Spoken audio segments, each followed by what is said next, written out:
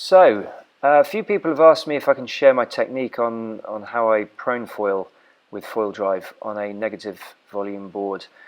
So I thought I'd put this video together showing not just how I get up on foil, but also some of the issues that I've been dealing with in my quest to prone foil with FoilDrive. For a start, the board size I'm loving at the moment is 60 litres.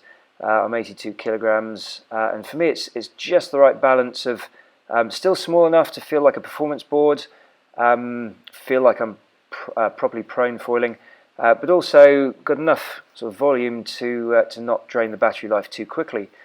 In the video clips, in fact, what you can see me doing now is what I call partial e-foiling. So I used the FoilDrive to get me up onto foil. I then ride the wave. I then turn off the back of it and try and pump out as far as I can. Sometimes that's a long way, sometimes it's hardly anything. And then e-foil back out further, or until I get to a point where I can then turn on to the next bit of swell or the next wave. And then repeat the process. So really using FoilDrive to connect multiple waves every bit as much as getting onto foil in the first place.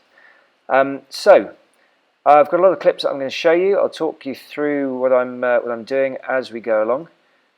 So first of all, let's have a look at the takeoff. I'm starting off showing a clip of the takeoff at normal speed.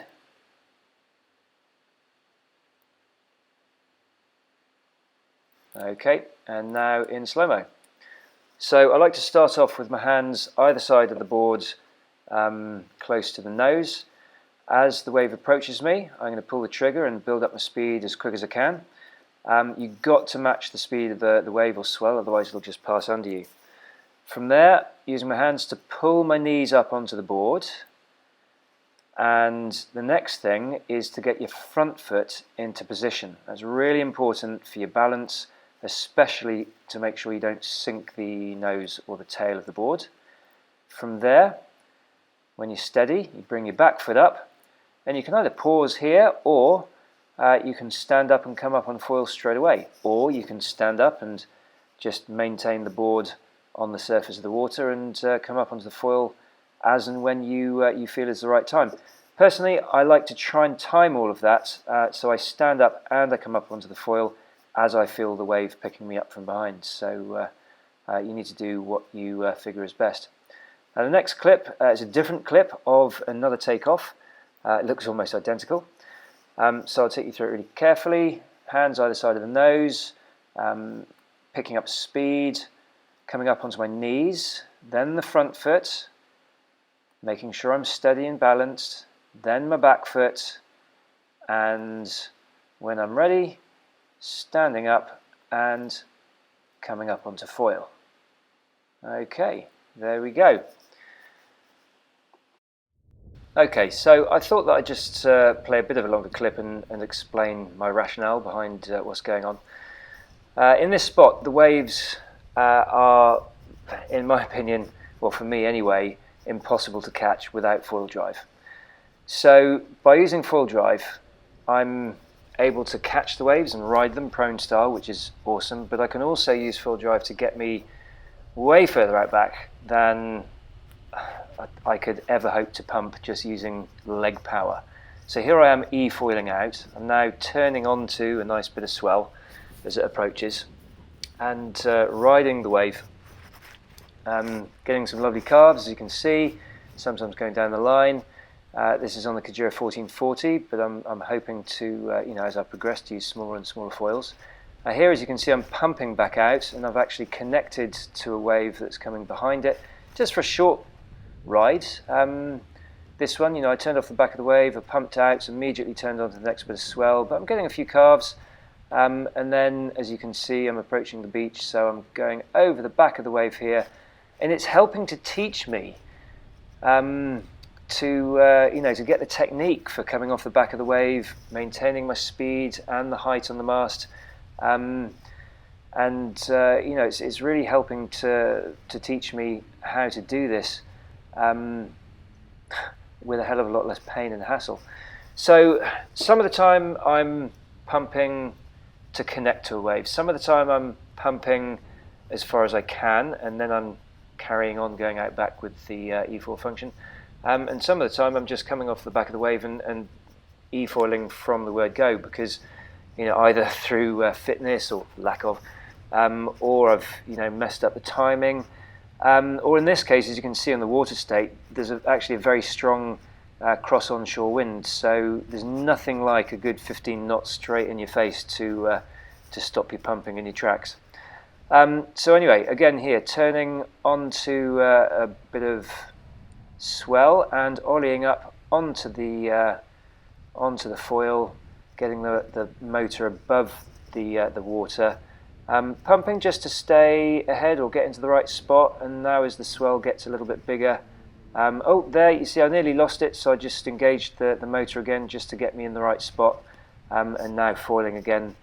And the process continues. I'm up on foil for literally 10-15 minutes at a time with this mixture of e-foiling and pumping and wave riding. And I can do that about 8 times on one battery charge.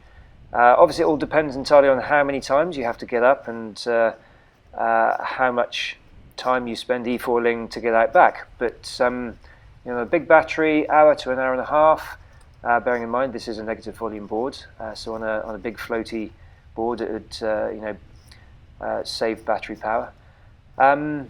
So yeah, let's go back to that ollie, shall we? What I'm going to show you now is how I ollie up onto the foil while I'm partial e-foiling.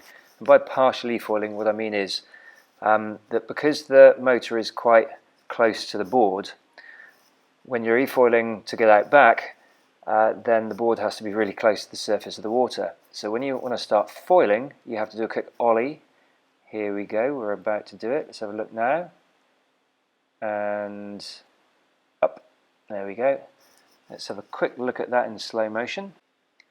So about to do the ollie by pushing down on the front foot, immediately on the back foot to get lift. So here we go, down, up, and then bend your knees to unweigh yourself, and then start pumping and keep pumping, basically to keep yourself high on the mast.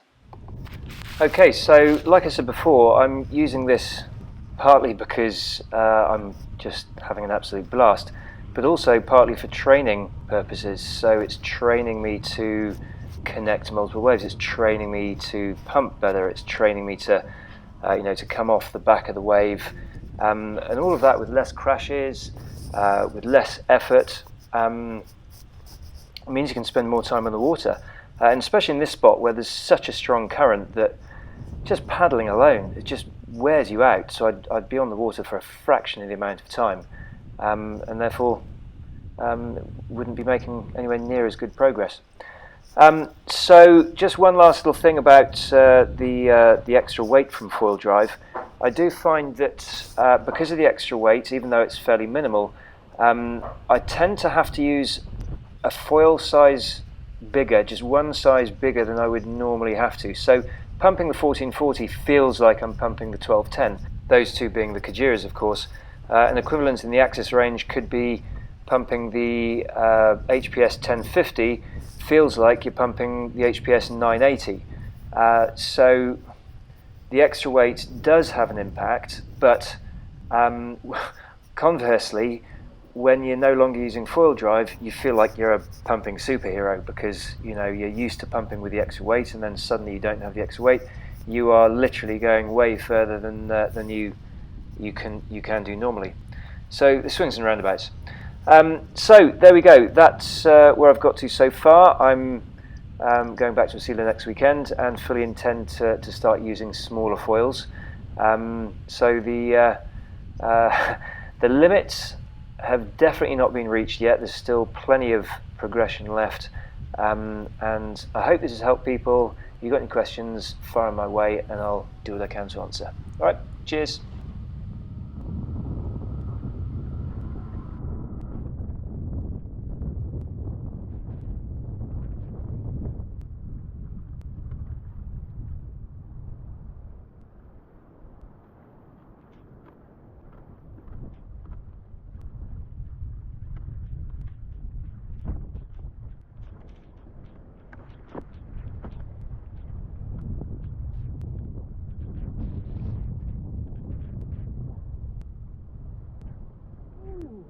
Oh, yes, Mr. Rock.